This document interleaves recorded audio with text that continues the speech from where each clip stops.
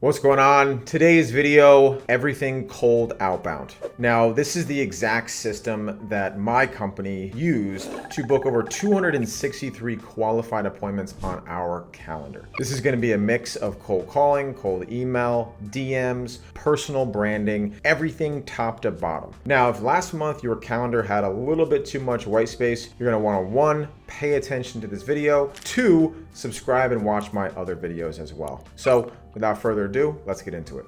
So the 6 main topics of this video is going to cover cold calling, cold email, cold DMs, building a personal brand, tracking the KPIs and the correct metrics, and most importantly is probably your mindset about cold outbound in general. So before I get into the video, I did want to preface it. The most important part about cold outbound is actually using the channels that your prospect uses is going to be the best propensity to get in contact with them and get them on the calendar. I like to call these watering holes. So essentially the analogy here is if you're in the Serengeti, there's already a body of water, there's a bunch of animals that are already attracted to that watering hole. What this could be is a competitor, right? If you're reaching out to e-commerce owners, what is a big name in the space that has already spent a lot of their time, energy, and effort bringing the people you want to do business to a consolidated space? Then go to their watering hole and start to poach animals, hunt and kill prospects in their watering hole. It's going to take a lot more time, energy, effort, and resources to build your own watering hole. So the fastest way is to just find where your prospects are and start doing outreach on that channel in that specific vertical. Also, understand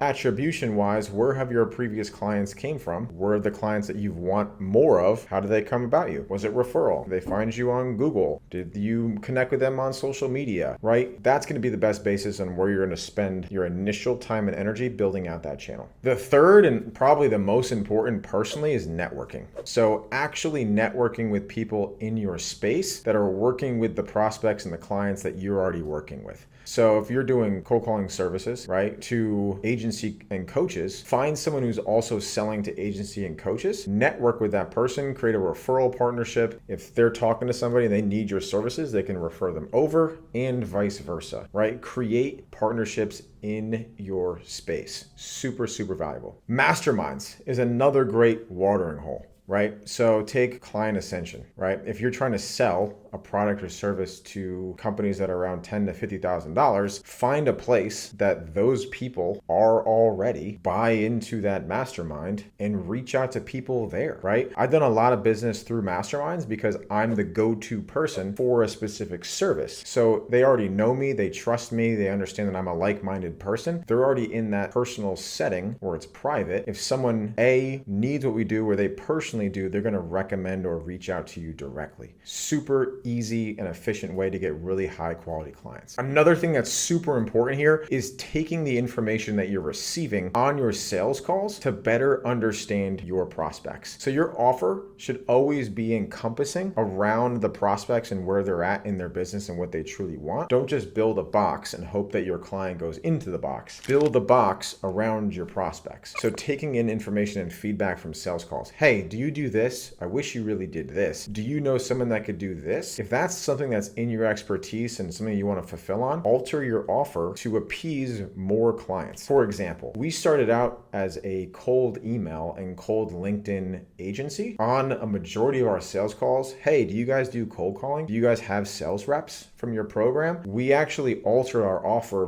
based on a commonality that we heard on sales calls of what people actually need. And then we built a product to satisfy the market. Now, another thing that I see a lot of people struggle with is actually understand as a business owner or a salesperson or a marketer, what are your strengths? What are your weaknesses? What do you honestly like to do? If you hate cold calling, don't do cold calling. If you love cold email, do cold email. And then hire someone else who's proficient and knowledgeable and an expert in the channels or the way in which you're doing cold outbound that you don't like to do or you don't know how to do. I've seen a lot of business owners invest a lot of money into doing things that they're not good at and might not even fit the business model and reach the right person, right? So a really good way to understand this is, what is your competition doing? Why are they doing better than you? Is it because they're running paid ads? They're doing cold calling and you're not? Understand your competition and the way in which they get contacts and prospects, and then just mirror the ways in which they're already successful, and you're going to reach that level of success much quicker. Also, understand previously in the business what has worked, what has not worked. Why has it not worked?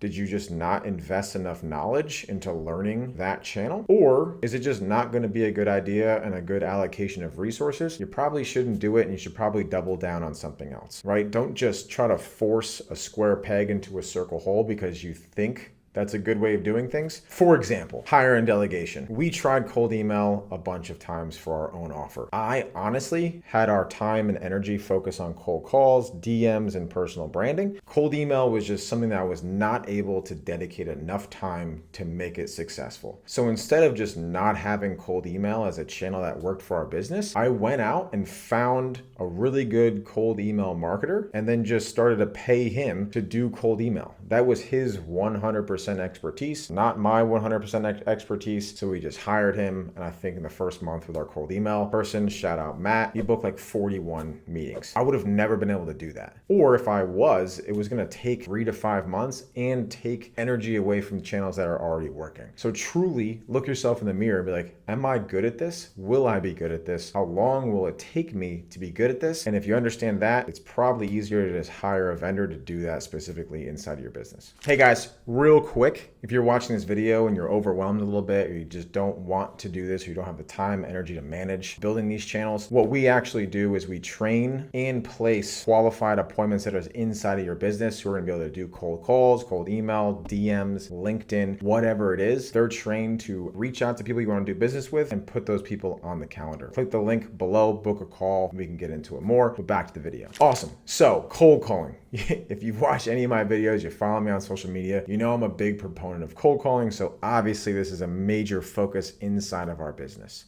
A lot of people think that cold calling is dead. It's untrue. It's hard. It's probably the hardest, but at the same time, it's easily the most efficient and effective way to get on the phone with people you want to do business with. And it's the only channel that you can actually overcome objection and skepticism live. If you send someone a cold email, they respond, you respond back, they don't have to respond, right? They can just never respond to you again. On a cold call, it's a live environment. You're able to actually understand that person truer. You can use tonality, you can use a script, and you're going to book a lot more people on cold call than you might have never done on cold email. Really good way to understand how to do cold calling, right, is understanding your metrics. How many calls are you doing per day across setters or just yourself? Where are you getting your data from? Data is probably the biggest constraint on cold calling. It's hard to get mobile numbers. So don't spend your time or invest sales, energy, and resources into calling like fixed lines or dial trees, talking with receptionists all day. Not a good use of time. You should be investing in data. Good things that I recommend would be Seamless.ai for numbers. LeadRocks enriches LinkedIn profiles with numbers. What we use internally is called Cognism. A little bit on the pricier side, but you get the highest quality data possible, and then it's a positive ROI. I think it's like $16,000 for the year, but essentially all we have to do is close like 4 or 5 deals in an entire year for that to make sense financially. Also understand, once you are doing cold calling, is it actually working? What is the percentage of meetings that is coming from cold calling in correlation to the money that you're spending on data, on salespeople, on CRM, on dialer? Dialer is a really important thing here. Don't just call through your phone on a spreadsheet. It's not efficient. Don't use like a native CRM. Everyone uses Twilio as a backend,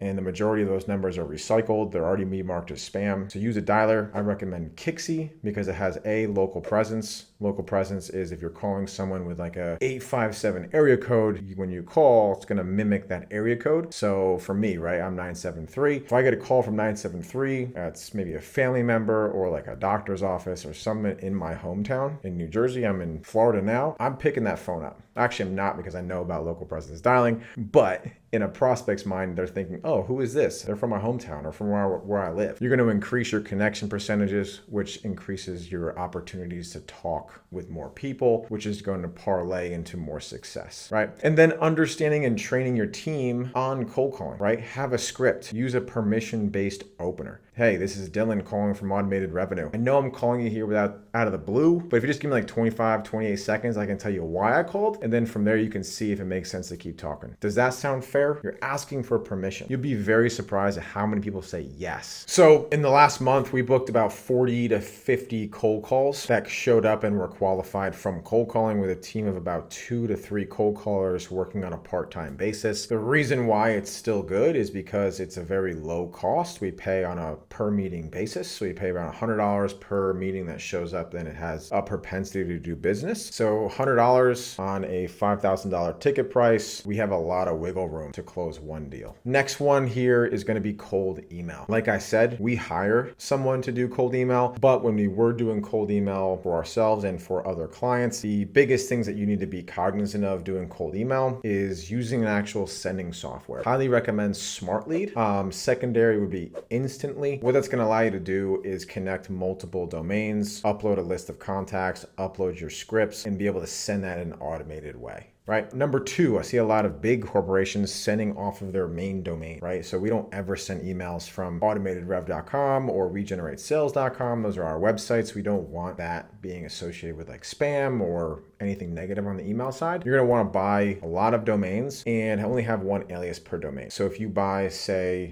ecom.com, you don't want to have John, Billy, and Sally at ecom sending all those emails. It's per domain. So 50 emails per day per domain. Then understanding how many emails it takes to get a response. Of those responses, how many get a meeting. It's going to tell you how many emails you need to send, and then just divide that by 50 per day. That's how many domains you need to buy, right? From there, make sure that the emails are warmed up. We use Inboxy internally. That's going to send emails to a seed list. Essentially what it is a list of people and bots, real people. They get your email, they open it, and they respond to it, which shows the email domain sending software and your IP address that you are a good email sender. You're not sending spam. It stacks the card in your favor, right? After that is copywriting. So the same things that you say on like a cold call is not going to be the same way you write a cold email, right? It's specific to cold email. The best way to do cold email is short and sweet, to the point, and directness. Biggest thing, like I said earlier in the video, is knowing your prospect, knowing what they do, what they need, the pain points that they see that you solve for. Reference that directly. Don't have some big email that's all about you. You want to say, hey, I'm reaching out because we've helped companies in similar positions see X result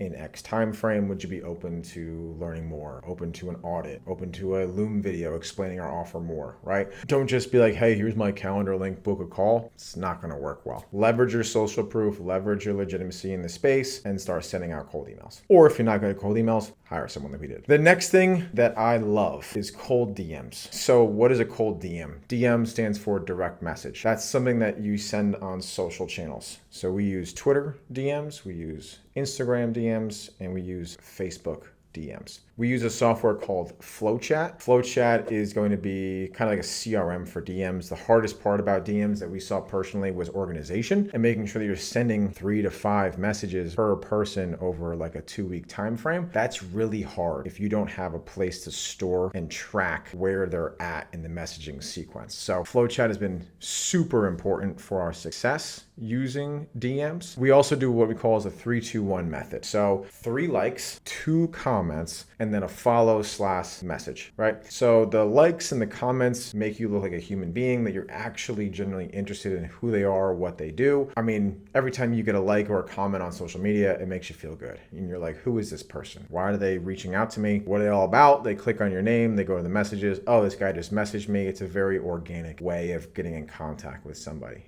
Right? Understanding DMs per channel, right? So Twitter, you can send a lot more DMs than with Instagram, right? Understand that. Google it. How many DMs can you send without getting blocked or marked as spam? And then understanding, like I said earlier in the video, where are your prospects? We understand that our prospects live on those channels. That's the only reason why we use them. I don't ever use Facebook. I don't even think I have one. But the coaches and the consultants that we sell to are on Facebook, so we need to be where they're at. And then understanding how much manpower is this going to take. With DMs, you don't need that trained of a salesperson, right? It's more of an intro level, or you can use a VA if you have good messages. All essentially doing is copy and pasting, and then tracking how many DMs are we sending, how many meetings, how many responses, and then understanding, is this a good channel? Is this a good use of company time and resources. Next is going to be personal branding. So this was something that we weren't doing, and now that we are doing it, it makes everything easy. What do I mean by that? Why is it easy? If I send someone a cold DM, they go to my profile, they see all of the video content, and they know that I know what I'm talking about because I'm A, speaking about it. They can actually hear my expertise in what I'm selling and what I do. B, I'm somebody who is creating content,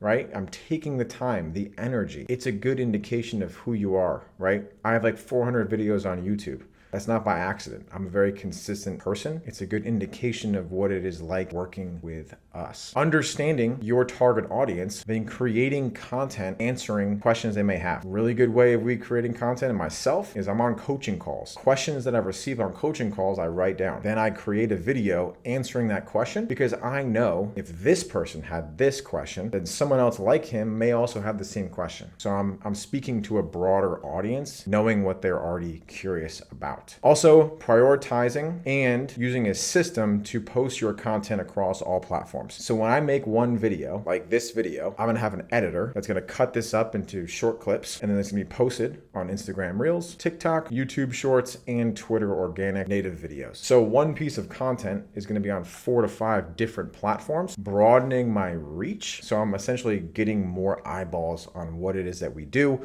getting them into our funnel, and just building trust and legitimacy in myself and what we sell. Over time, this is a slow burn. So like I said, 400 videos. That took 8 months of consistent, intentional action. It didn't work out well in the beginning. So you have to keep a good mindset that I'm just gonna do this every day for 6 months, regardless. You just have that in your brain, you just go about it. It takes one piece of content for you to blow up. Alex Hayden on Twitter, he's like 100,000 followers on Instagram, but that's because he had a couple of viral pieces of content and then just created an entire life-changing experience for him in his business, right? Shout out Alex, awesome at what he does. Now, very important with Outbound is actually tracking and then optimizing for what's working, what's not working, why is it working, why is it not working, right? So making sure that you're data driven in all of your approaches. This is gonna be applicable to everything. Everything is in regards to inputs into outputs. So understanding how many dials are we making? Of those dials, how many connects? How many people pick up the phone? What is your percentage of connection? So we know that 17% of all people that we call will pick up the phone, right? From there, how many people are we getting into a conversation with that permission-based opener? How many people are saying yes? That's a conversation in this tracking sheet. So we know that out of 165 people who picked up the phone, our cold callers were able to get 78% of them into a pitch. That's super valuable.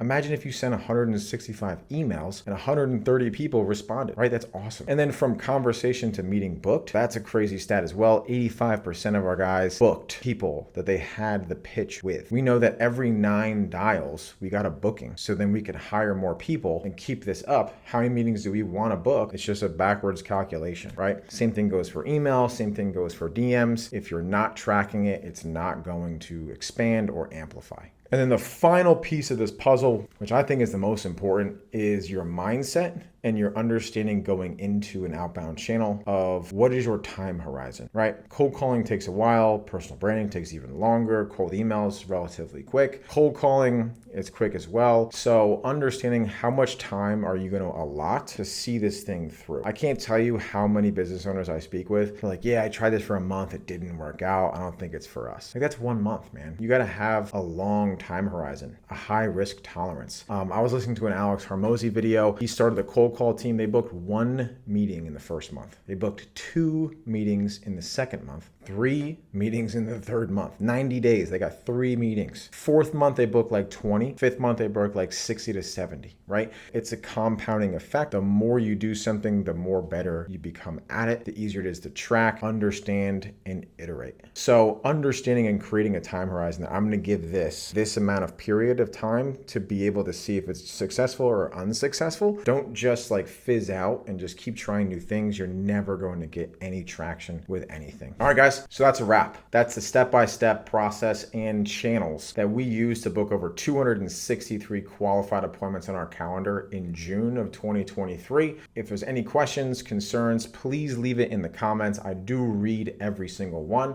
Don't forget to like, subscribe, and reiterating this again, if you just want to hire someone to do all of this for you, click the link below, book a call with us, and we'll get you sorted out. Thanks.